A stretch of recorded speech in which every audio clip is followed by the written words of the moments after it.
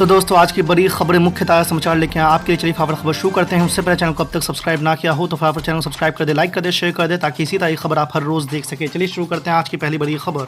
पश्चिम बंगाल में चुनाव के बाद हुई हिंसा की जांच के लिए राष्ट्रीय मानव अधिकार आयोग की टीम मंगलवार को जादवपुर पहुंची। इस बीच आयोग की टीम ने कहा है कि यहां उन पर भी गुंडों की ओर से हमला किया जा रहा है। आयोग के एक अधिकारी ने कहा है कि जांच के दौरान ये बात सामने आई है कि चुनाव के बाद हुई हिंसा में 40 से ज़्यादा घरों को तबाह कर दिया गया। हमें भी यहां गुंडों के हमले झेलने पड़ रहे हैं।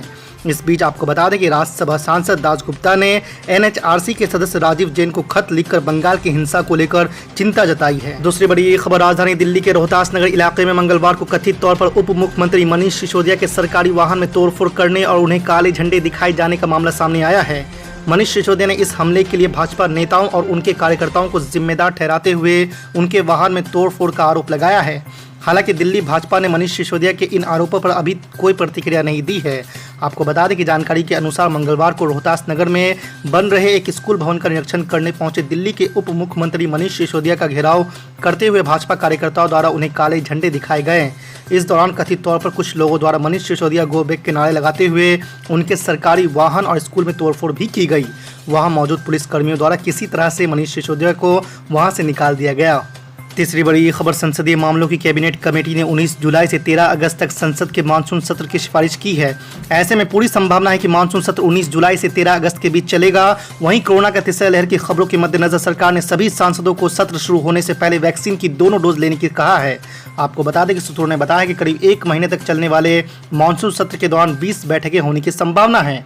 आमतौर पर संसद का मानसून सत्र जुलाई के तीसरे सप्ताह से शुरू होता है और स्वतंत्रता दिवस से पहले समाप्त हो जाता है। चौथी बड़ी ये खबर, दिल्ली के सीएम अरविंद केजरीवाल ने पंजाब विधानसभा चुनाव का बिगुल फूंक दिया है। मंगलवार को आप संयोजक अरविंद केजरीवाल ने बड़ा दांव चलते हुए वादा किया है कि यदि पंजाब में उनकी पार्टी जीतती है तो हर परिवार को 300 यूनिट तक मुफ्त बिजली हर महीने दी जाएगी। उन्होंने कहा है कि इससे पंजाब में 80% लोगों को फायदा होगा और उन्हें बिजली बिल के नाम पर कोई भुगतान नहीं करना होगा। इसके साथ ही उन्होंने घरेलू बिजली उपभोक्ताओं के बकाया बिलों को भी माफ करने का ऐलान किया है। पांचवी बड़ी खबर, भारतीय जनता पार्टी द्वारा कराए गए एक आंतरिक सर्वेक्षण से पता चला है कि अगले साल की शुरुआत में होने वाले दिल्ली के निकाय चुनाव में भाजपा के लिए 40 से 50 सीटें भी हासिल करना मुश्किल होगा। आपको बता दें कि आम आदमी पार्टी के नेता दुर्गेश पाठक ने सोमवार को ये दावा किया है। आप नेता के दावे को खारिज करते हुए दिल्ली भाजपा के प्रवक्ता प्रवीण शंकर कपूर ने कहा है कि यह अजीब है कि सत्तारूढ़ दल अब भाजपा के लिए मनगढ़ंत सर्वेक्षण कर रहा है। छठी बड़ी खबर, यूपी में अगले साल होने वाले विधानसभा चुनाव की तैयारियों में जोर शोर से जुट गई है। सीएम योगी आदित्यनाथ भी लगातार सुर्खियों में बने हुए हैं। हाल ही में एक अखबार को दिए इंटरव्यू में सीएम योगी आदित्यनाथ ने यूपी और देश की राजनीति से जुड़े कई मसलों पर खुलकर बात की है।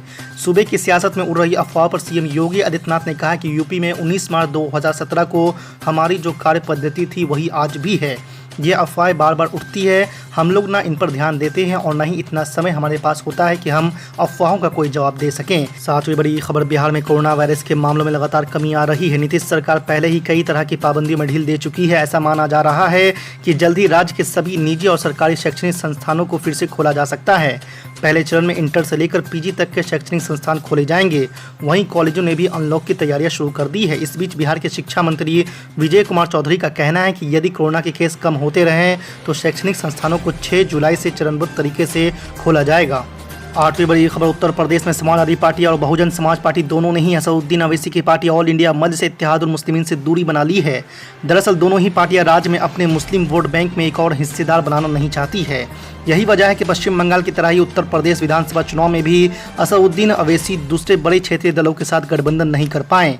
आपको बता दें कि बिहार में गठबंधन के बाद बीएसपी ने असदुद्दीन अवैसी से सार्वजनिक दूरी बना ली है, जबकि सपा ने भी असदुद्दीन अवैसी से गठबंधन करने से इनकार किया है।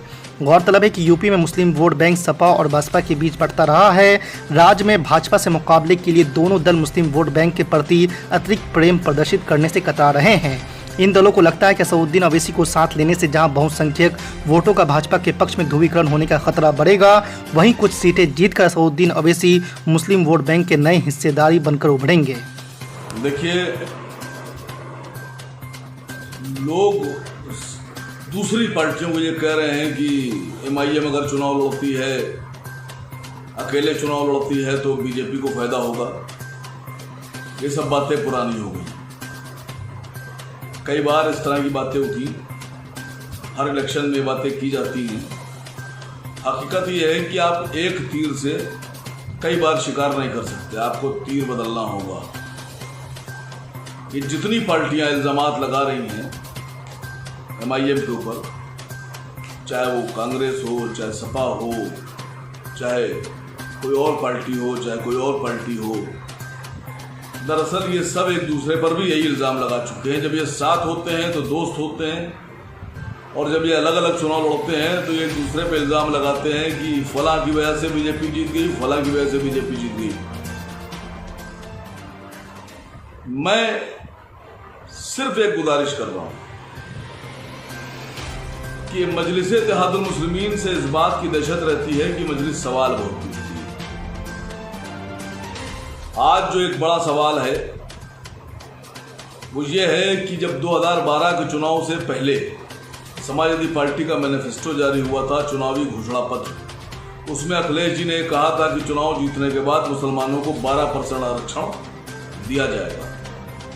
पूरा 5 साल गुजर गया, कोई आरक्षण नहीं दिया गया, और उल्टा बजाय नौकरियों में आरक्षण देने के समाजवादी पार्टी ने जो उनकी पार्टी के अंदर जो दावेदारी और उम्मीदवारी थी विधानसभा की और लोकसभा की, कारपोरेशन की, उसमें समाजवादी पार्टी के टिकट कम कर दिए और यादवों की तादाद बढ़ा दी। जिसकी तादाद कम उसको टिकट ज़्यादा, और जिसकी तादाद ज़्यादा और जिसकी वजह से सरकारें समाजवादी पार्टी की वजूद में आती हैं, उनको किसी तरह से कोई भी ना तो आरक्षण दिया जा रहा है, ना उनको इज्जत दी जा रही है, ना हक दिया जा रहा है। सवाल तो हम पूछेंगे।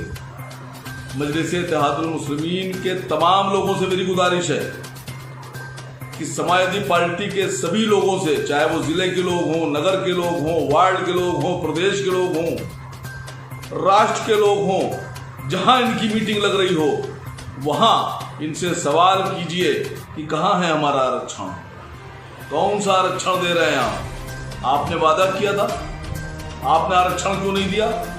और मैं मीडिया कर्मियों से, मीडिया के जरिए से, समाचार पत्रों से, सभी मीडिया हाउसेस के जरिए से सवाल पूछ रहा हूं अखिलेश यादव जी से कि 2012 से 17 तक की सरकार में तो आपने आरक्षण नहीं दिया।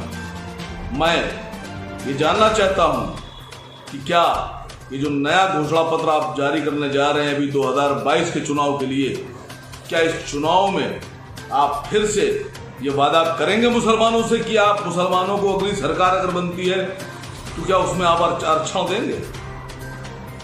आप क्या मुसलमानों के आरक्षण के पक्ष में हैं? और अगर अब किसी आरक्षण का वादा कोई भी पार्टी करती है तो वो उस वादे को सिर्फ वादे तक रखेगी या जमीन पर लागू करेगी? हम सवाल पूछते हैं।